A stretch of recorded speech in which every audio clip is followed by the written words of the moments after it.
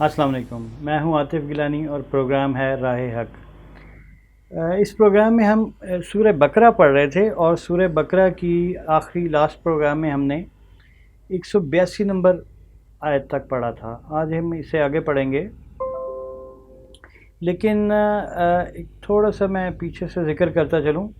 सूरह बकरा में के शुरू में अल्लाह हमें बताता है कि एक बेसिक बुनियादी मुसलमान किस तरह बनता है, जिसका ज़िक्र हम बार बार करते आ रहे हैं। ये चीज़ें मैं रिपीट इसलिए कर रहा हूँ कि ये बहुत बार अल्लाह ने भी रिपीट किया, और अल्लाह इस रेपिटिशन के बारे में कहता है कि बार बार जब आप चीज़ रिपीट करते हो तो तब इंसान को समझ आती है।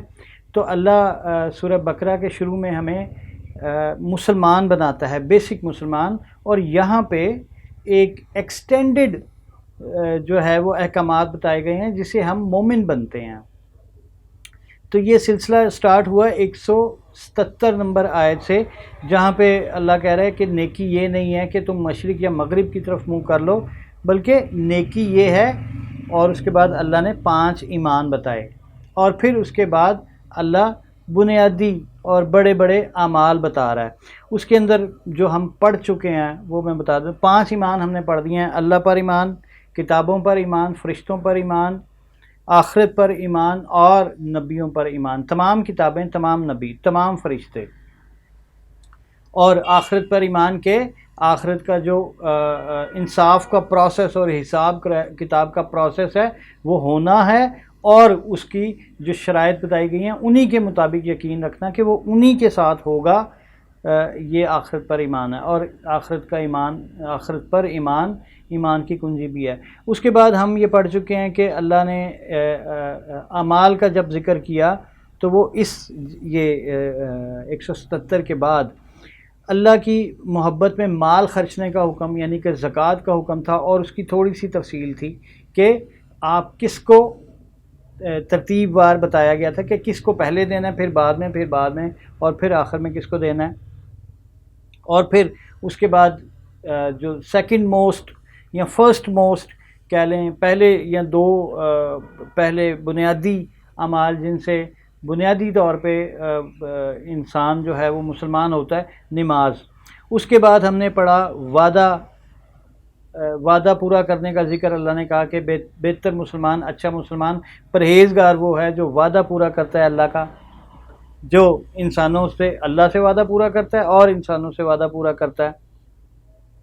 और फिर ज़िक्र था कि जो सब्र करते हैं लोग सख्ती में, तकलीफ़ में और जंग में, तो उसका एक थोड़ा सा छोटा सा बयान था कि सब्र करने वाले तकलीफ़ों में, प्रॉब्लम में और सख्त हालात में, जैसे जंग के सख्त हालात हैं या कोई और सख्त हालात हैं, उनमें जो है सब्र करते हैं।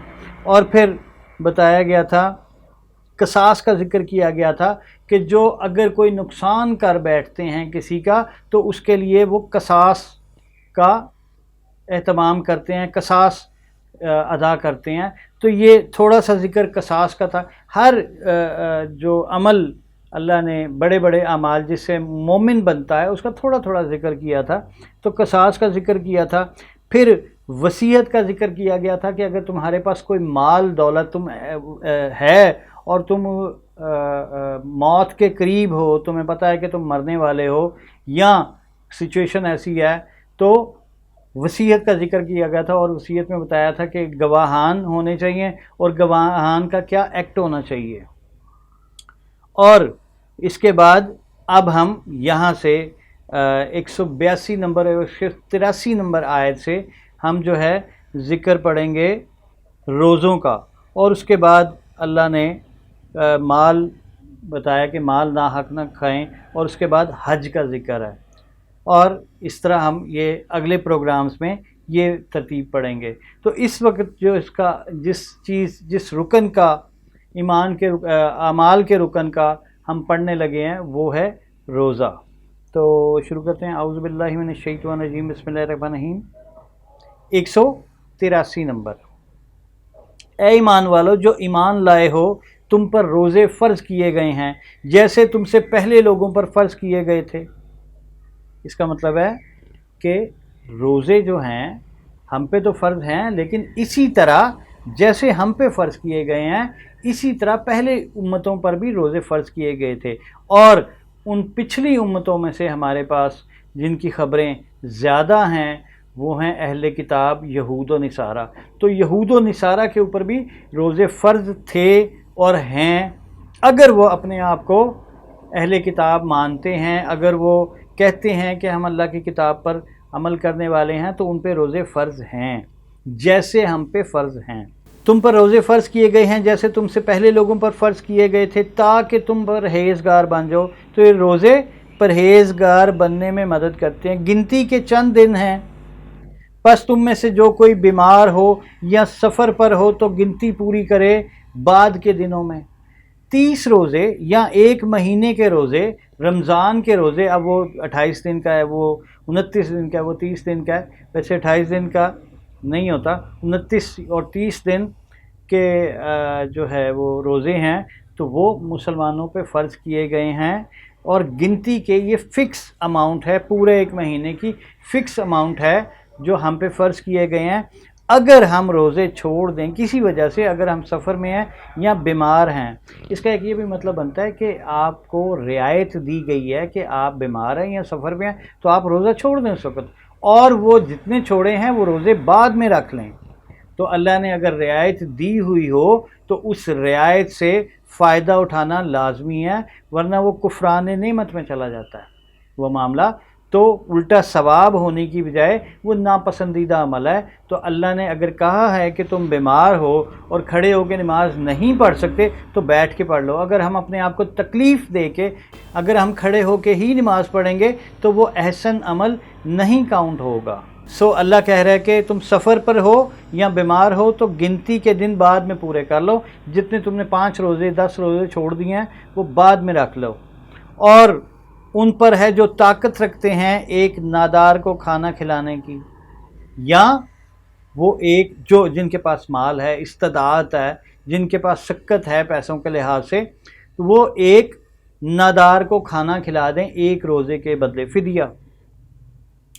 بس جو خوشی سے کوئی نیکی کرے وہ اس کے لیے بہتر ہے۔ تو اگر آپ یہ نیکی کرنا چاہتے ہیں کہ آپ نے جو روزہ چھوڑا ہے اس کے بدلے آپ ایک روزہ رکھ لیں اور فدیہ بھی دے دیں، یعنی کسی نادار کو آپ کھانا بھی کھلا دیں، تو یہ جو ڈبل عمل ہو جائے گا۔ تو یہ اللہ کہتا ہے جو اپنی خواہش سے، جو اپنی مرضی سے، جو اپنی خوشی سے نیکی ڈبل کرنا چاہتا ہے وہ کر لے۔ دیکھیں جو بدعات ہوتی ہیں وہ ہیں جن کا اللہ نے کوئی ذکر نہیں کیا، کوئی اشارہ نہیں دیا۔ اگر اللہ نے آپ کو یہ کہا ہوتا کہ آپ روزہ رکھ لیں یا آپ جو ہے فدیہ دے دیں تو آپ کو ان میں سے ایک ہی کرنا ہے، پھر ان دونوں کو اکٹھا کرنا مناسب نہیں تھا۔ لیکن اگر اللہ نے یہ آپ کو یہ بھی رعایت دے دی اور اس کا اشارہ دے دیا، اس کا کہہ دیا کہ اگر کوئی خوشی سے کرنا چاہے تو دونوں کام کر لے، تو پھر یہ جائز ہے، ورنہ یہ دین میں اضافے کے طور پہ لیا جائے گا۔ پس جو خوشی سے کوئی نیکی کرے وہ اس کے لیے بہتر ہے، اور اگر تم روزہ رکھو تو تمہارے لیے بہتر ہے اگر تم جانتے ہو۔ تو اللہ کہہ رہا ہے کہ اگر تم چوز کرتے ہو فدیے میں سے، یا خود روزہ رکھنا روزے کے بدلے جو چھوڑا تھا، یا فدیہ دینا، اگر تم چوز کر لو تو فدیہ بھی ٹھیک ہے، لیکن اللہ ریکمینڈ کر رہا ہے کہ روزہ رکھنا بہتر ہے تمہارے لیے اگر تم جانتے ہو، اگر تمہیں عقل ہو، اگر تمہیں اس کی تمہیں حکمت پتہ ہو تو روزہ رکھنا بہتر ہے۔ اور اگر ہم اس پہ تحقیق نہیں کر سکے تو پھر ہمیں اسی منوان اسی آرڈر کو مان لینا چاہیے کہ پہلی کوشش یہی کرنی چاہیے کہ روزے کے بدلے روزہ ہی رکھ لیں، ادروائز ہم فدیہ دے دیں۔ رمضان کا مہینہ ہے جس میں قرآن نازل کیا گیا، کلیئر سٹیٹمنٹ۔ یہ بہت ساری سٹیٹمنٹ خرابیوں کو دور کرتی ہے جو آپ کے معاشرتی اسلام، آپ کے ارد گرد جو اسلام پھیلا ہوا ہے اس میں بہت ساری پرابلم میں سے ایک پرابلم یہ بھی ہے کہ لوگوں نے اس کے بارے میں عجیب و غریب عقائد بنائے ہوئے ہیں کہ وہ کسی اور مہینے میں کسی اور دنوں میں قرآن نازل ہوا، جبکہ قرآن یہاں پہ اللہ ہمیں کلیئر بتا رہا ہے کہ رمضان کا مہینہ ہے جس میں قرآن نازل کیا گیا۔ قرآن لوگوں کے لیے ہدایت ہے، اور ہدایت کی روشن دلیلیں اور فرقان ہے۔ قرآن لوگوں کے لیے ہدایت ہے، یہاں سے آپ کو ہدایت نامے کے طور پہ ہدایات نکالنی ہے۔ کس بارے میں؟ جنت کے بارے میں تو نہیں، دوزخ کے بارے میں تو نہیں، ہمیں اس دنیا کے بارے میں، اس دنیا کے معاملات کے بارے میں، ہمارے روز مرہ معاملات کے بارے میں، انفرادی معاملات میں، اجتماعی معاملات میں اور حکومتی اور ریاستی معاملات میں ہمیں ہدایات نکالنی ہیں۔ تو اللہ نے ہمیں ہدایات دے دی ہیں، لیکن ہم ان کو ڈی کوڈ نہیں کر پا رہے، اور خیر ڈی کوڈ تو ایک طرف رہی، ہم سادے احکامات کو بھی نہیں سمجھ رہے یا ہم سمجھنا چاہتے نہیں۔ تو اللہ کہہ رہا ہے کہ قرآن لوگوں کے لیے ہدایت ہے اور ہدایت کی روشن دلیلیں ہیں۔ اللہ ایسی صاف صاف ہدایت دیتا ہے، ایسی روشن دلیلیں دیتا ہے، اگر تم ایمان والے ہو، اگر تم پرہیزگار ہو، اگر تمہاری نیت اچھی ہے تو تم انکار نہیں کر سکتے۔ انکار صرف وہ کریں گے جن کے دل میں بیماری ہے، جو فتنہ فساد چاہتے ہیں، جو چاہتے ہی نہیں ہیں کہ قرآن پہ عمل کیا جائے، قرآن کو سمجھا جائے اور اس کو اپنے روز مرہ کے معاملات میں لے کے آیا جائے، وہ چاہتا ہی نہیں ہے۔ ورنہ قرآن روشن دلیلیں دیتا ہے، اور قرآن فرقان ہے۔ فرقان کہتے ہیں حق اور باطل، غلط اور صحیح کے درمیان فیصلہ کر دینے والا۔ تو اگر آپ کے پاس کوئی معاملہ آیا ہے یا آپ کا اپنا معاملہ ہے تو آپ قرآن سے اس کا فیصلہ نکال سکتے ہیں، کیونکہ قرآن فرقان ہے۔ آپ کو قرآن ہر چیز کے بارے میں ڈسیژن دے گا کہ کیا غلط ہے، کیا صحیح ہے، کون غلط ہے، کون صحیح ہے۔ اگر آپ وہ فیصلہ لینا چاہیں تو لے سکتے ہیں، اگر آپ لینا ہی نہ چاہیں تو پھر تو کوئی حل نہیں ہے۔ پس جو تم میں سے یہ مہینہ پائے اسے چاہیے کہ روزے رکھے۔ تو جو رمضان کے مہینے اپنی زندگی میں پا لے اور وہ سکت رکھتا ہو، وہ طاقت رکھتا ہو کہ وہ روزے رکھ سکے تو وہ روزے رکھے، کوئی بلا وجہ کا عذر تلاش نہ کرے۔ اللہ نے 2 عذر آپ کو دے دیے ہیں کہ یا تو آپ سفر میں ہیں یا بیمار ہیں، اس کے علاوہ کوئی عذر قابل قبول نہیں ہے، تو اسے چاہیے کہ رمضان کے روزے رکھے۔ اور جو بیمار ہو یا سفر پر ہو وہ بعد کے دنوں میں گنتی پوری کر لے۔ دیکھیں اللہ نے پھر رپیٹ کیا ہے، اللہ باتیں بار بار قرآن میں رپیٹ کرتا ہے تاکہ ہم اس کو ذہن نشین کر لیں، وہ ہمارے اندر بیٹھ جائیں۔ اگر ایک دفعہ بات کوئی آپ کو کہہ کے چھوڑ دے تو زیادہ غالب امید ہے کہ آپ وہ بھول جائیں گے، لیکن اگر آپ کو بار بار تنبیہ کی جائے تو انسان سمجھتا ہے، یہ انسان کے بنانے والے کو پتہ ہے کہ انسان کے دماغ میں بات بیٹھتی کس طرح ہے۔ جب اس کو بار بار سمجھایا جائے، دائیں بائیں سے اس کو روشن دلیلیں دی جائیں، کبھی ادھر سے کبھی ادھر سے، کبھی اس اینگل سے کبھی اس اینگل سے، اس کو باتیں ایک ہی بات کے مختلف اینگل سے سمجھایا جائے تو اس کے دماغ میں وہ جڑ پکڑتی ہے۔ تو انسان ایسے ہی ہے، تو اس کو بار بار سمجھانا پڑتا ہے۔ تو اللہ کہتا ہے کہ جو بیمار ہو یا سفر میں ہو وہ بعد کے دنوں میں گنتی پوری کر لے۔ اللہ تمہارے لیے آسانی چاہتا ہے اور دشواری نہیں چاہتا۔ اگر اللہ تم پہ لازم کر دیتا کہ تم بیماری میں بھی روزے رکھو اور سفر میں بھی روزے رکھو تو تم پہ سختی آ جاتی۔ اللہ نہیں چاہتا تم پہ سختی کرنا، وہ تمہارے لیے دشواری پیدا کرنا نہیں چاہتا، اور اللہ چاہتا ہے تاکہ تم گنتی پوری کرو اور تاکہ تم اللہ کی بڑائی بیان کرو، یعنی کہ اللہ کی عبادت کرو، تاکہ تم اللہ کی بڑائی بیان کرو اس پر کہ اس نے تمہیں ہدایت دی، تم اللہ کا شکر گزار ہو، تم اللہ کے تعریف میں کلمات ادا اس لیے کہ اللہ نے تمہیں ہدایت دی۔ ہدایت دینا خود ایک بہت بڑی ہدایت ہے۔ ہدایت دینا بلیسنگ ہے۔ اللہ کی ہدایت اگر آپ پہ آ گئی ہے تو یہ بلیسنگ ہے۔ اس ہدایت کے بدلے میں آپ کے اوپر، اس ہدایت کے نتیجے میں آپ کے اوپر بہت بلیسنگ آئے گی، لیکن ہدایت بذات خود بھی بلیسنگ ہے اور بنیادی بلیسنگ ہے۔ اور تاکہ تم شکر ادا کرو، اور تاکہ جب تم پہ ہدایت آئے تو تم شکر گزار بندے بنو، تو تم شکر ادا کرو۔ اور جب میرے بندے آپ سے میرے متعلق پوچھیں تو میں قریب ہوں اور میں قبول کرتا ہوں پکارنے والے کی دعا۔ جب وہ مجھ سے مانگے پس چاہیے کہ وہ میرا حکم مانیں اور مجھ پر ایمان لائیں تاکہ وہ ہدایت پائیں۔ حضور صلی اللہ علیہ وسلم کو مخاطب کیا جا رہا ہے اور کہا جا رہا ہے کہ جب میرے بندے آپ سے میرے متعلق پوچھیں تو انہیں کہو کہ میں قریب ہوں۔ اچھا، یہ حضور صلی اللہ علیہ وسلم سے مخاطب ہوا جا رہا ہے اس وقت۔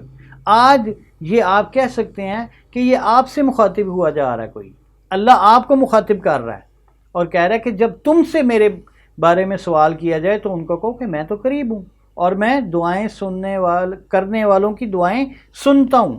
دوبارہ پڑھتے ہیں، اور جب میرے بندے آپ سے میرے متعلق پوچھیں تو میں قریب ہوں، تو ان کو کہنا میں قریب ہوں، میں قبول کرتا ہوں پکارنے والے کی دعا جب وہ مجھ سے مانگے، پس چاہیے کہ وہ میرا حکم مانے۔ تو جو دعائیں قبول کرتا ہے اسی کا حکم ماننا چاہیے، تو انہیں چاہیے کہ اسی کا حکم مانیں اور مجھ پر ایمان لائیں تاکہ وہ ہدایت پائیں، اور وہ اللہ پر ایمان لائیں تاکہ اللہ ان کو ہدایت دے۔ اور تمہارے لیے جائز کر دیا گیا روزے کی رات میں اپنی بیویوں سے بے پردہ ہونا۔ تو پہلے کے امتوں میں رات کو آپ اپنی بیویوں کے پاس نہیں جا سکتے تھے، بے پردہ نہیں ہو سکتے تھے، ہم بستری نہیں کر سکتے تھے۔ امت مسلمہ میں، یا آپ کہہ لیں کہ جو فائنل ٹیسٹیمن آیا ہے قرآن، جو فائنل کتاب آئی، جو فائنل آرڈرز آئے ہیں، اس میں اس چیز کی رعایت دے دی گئی ہے کہ تم رات کو افطاری کے بعد، مغرب کے بعد، افطاری کے بعد، سحری سے پہلے تک اپنی بیویوں سے ہم بستری کر سکتے ہو۔ یہ بھی ایک نرمی ہے، اور یہ بھی اللہ جانتا ہے، اور ڈیفینیٹ ہم بھی جانتے ہیں کہ لوگوں کے اوپر یہ سختی ہو جانی تھی کہ وہ 1 مہینہ اپنی بیویوں سے پرے رہتے اور 1 مہینہ اس معاملے میں نہ پڑتے، تو وہ ڈیفینیٹ کافی سختی والا معاملہ تھا۔ وہ تمہارا لباس ہیں اور تم ان کے لباس ہو، اور اللہ نے جان لیا کہ تم اپنے تئیں خیانت کرتے تھے، سو اس نے تم کو معاف کر دیا اور تم سے درگزر کی۔ تو اللہ یہاں پہ بڑا کلیئر کہتا ہے کہ اللہ جو چھپ چھپ کے تم راتوں کو اپنی بیویوں سے ملتے تھے، اپنے تئیں تم خیانت کرتے تھے، شرمندہ بھی ہوتے تھے اور مجبور بھی تھے۔ شرمندہ بھی، اپنی بیویوں سے بے پردہ ہونے میں، ہم بستری کرنے میں مجبوری بھی تھی اور ضرورت بھی تھی اور شدید خواہش بھی تھی اور شرمندہ بھی ہوتے تھے، تو اللہ نے تمہیں معاف کر دیا اور اللہ نے یہ رعایت تمہیں دے دی۔ تو عورتیں تمہارا لباس ہیں اور تم عورتوں کا لباس ہو، تو اگر تم اپنی عورتوں سے بے لباس ہوتے ہو تو وہ تمہارا لباس ہیں، وہ تمہیں ڈھک لیتے اور تم عورتوں کو، اپنی عورتوں کو ڈھک لیتے ہو۔ یہ ایک بہت بڑا خوبصورت اللہ نے میاں اور بیوی کے درمیان محبت والا صیغہ یوز کیا ہے کہ تم ایک دوسرے کے لیے ایسے ہو جیسے لباس، تمہاری کمیاں کجیاں، تمہاری عزت اور تمہارا جو ہے پردہ تمہارے شوہر سے ہے اور شوہر کا اپنی بیوی سے ہے۔ صرف جسمانی نہیں، مرد عورت کے عیب ڈھک لیتا ہے، عورت مرد کے عیب ڈھک لیتی ہے، ایک دوسرے کے معاملات میں ایک دوسرے کا پردہ بنتے ہیں، لباس بنتے ہیں۔ اور اللہ نے جان لیا کہ تم اپنے تئیں خیانت کرتے تھے، سو اس نے تم کو معاف کر دیا اور تم سے درگزر کی۔ پس اب ان سے ملو اور جو اللہ نے تمہارے لیے لکھ دیا ہے طلب کرو۔ تو ان سے ملو، ہم بستری کرو، اور جو اللہ نے تمہارے لیے لکھ دیا ہے یعنی کہ اولاد، وہ اللہ سے طلب کرو، اور تم دعا کرو کہ یا اللہ ہمیں اولاد عطا فرما، جس طرح کی بھی آپ اولاد، لڑکا مانگ رہے ہیں، لڑکی مانگ رہے ہیں، نیک مانگ رہے ہیں، خوبصورت مانگ رہے ہیں، جیسا بھی آپ دعا کر رہے ہیں، تو آپ اللہ سے طلب کرو جو اللہ نے تمہارے لیے لکھ دیا ہے، اور کھاؤ اور پیو یہاں تک کہ واضح ہو جائے تمہارے لیے فجر کی سفید دھاری سیاہ دھاری سے۔ تو فجر تک تمہارے پاس ٹائم ہے کہ تم اپنی بیویوں سے ہم بستری کر لو اور کھاؤ اور پیو، اس میں کوئی خرابی نہیں ہے۔ اور فجر کی جو علامت ہے وہ اللہ نے بتا دی، جب سفید دھاری سیاہ دھاری سے الگ ہو جائے، یہ ایسا نہیں ہے کہ آپ نے اس کو دھاگا پکڑ لیا ہے اور ایک دھاگا دیکھا کالا اور سفید اور آپ نے اس کو اس طرح کیا. اس کے لیے تعویل کی ضرورت ہے، اور تعویل بڑی سادی سی ہے. قرآن کی بہت ساری چیزوں کے لیے آپ کو تعویل کی ضرورت ہوتی ہے. وہ الگ بات ہے کہ تعویل کسی جگہ مشکل ہو جاتی ہے، کسی جگہ آسان ہوتی ہے. تو یہ بڑی آسان سی تعویل ہے کہ جب تم آسمان کے اوپر سیاہی کی بجائے سفیدی دیکھو اور دیکھو کہ سیاہی ماند پڑ گئی ہے تو سیاہ دھاری جو ہے وہ الگ ہو جائے گی سفید دھاری سے. پھر تم رات تک روزہ پورا کرو، رات مغرب تک. مغرب سے رات سٹارٹ ہوتی ہے، اگلا دن سٹارٹ ہوتا ہے اسلامک لحاظ سے. اور تم رات تک روزہ پورا کرو اور ان سے نہ ملو جب تم اعتکاف کرنے والے ہو، مسجدوں میں حالت اعتکاف میں ہو اگر تم. یہ اللہ کی حدود ہیں، پس اس کے قریب نہ جاؤ. اس طرح واضح کرتا ہے اللہ لوگوں کے لیے اپنے حکم تاکہ وہ پرہیزگار ہو جائیں. تو اللہ نے ایک منع کیا ہے کہ جب تم اعتکاف میں بیٹھو، روزے تو تم رکھ رہے ہو، روزوں کی رات کو اپنی بیویوں کے پاس جانے میں کوئی حرج نہیں ہے، لیکن اگر تم آخری 10 دن یا 3 دن اعتکاف میں بیٹھ گئے ہو دین اپنی بیویوں کے پاس نہیں جا سکتے تم، تب ان سے ہم بستری نہیں کر سکتے لیکن کھا پی سکتے ہیں. تو حالت اعتکاف میں جب ہوں تو بیویوں سے پرے رہنا ہے. یہ اللہ کے حکم ہیں تاکہ وہ پرہیزگار ہو جائیں، تاکہ مسلمان پرہیزگار ہو جائیں. اور اپنے مال آپس میں نہ کھاؤ ناحق. تو پیچھے جو ہم نے پڑھا تھا یہ رمضان کے روزے اور ان کے احکامات تھے.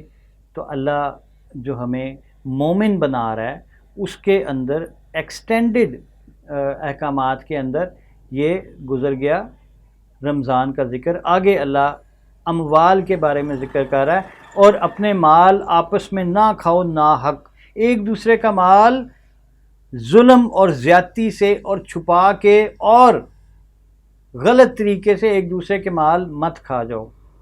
اگر تمہارے پاس کوئی موقع ہے، چانس ہے، تو تم ان کے ساتھ زیادتی مت کرو.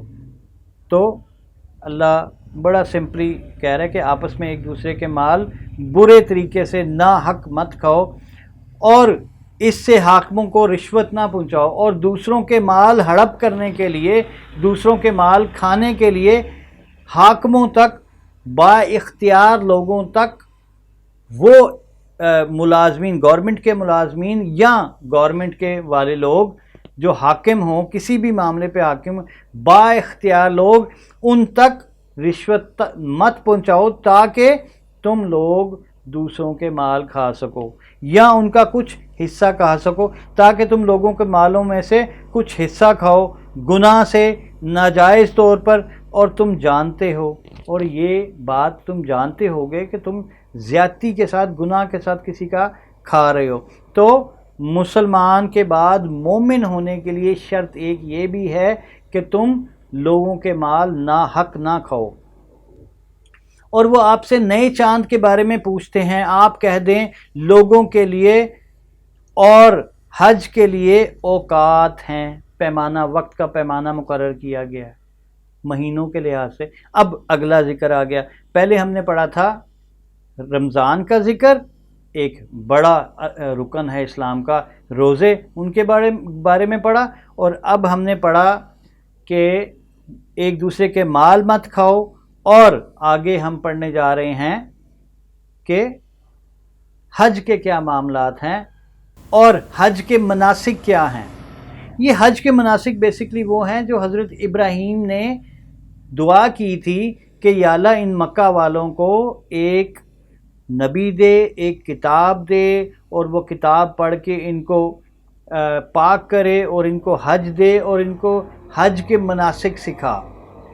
تو یہ حج کے مناسک ہم انشاءاللہ اگلے پروگرام میں پڑھیں گے. تب تک کے لیے مجھے اجازت دیں. اللہ حافظ.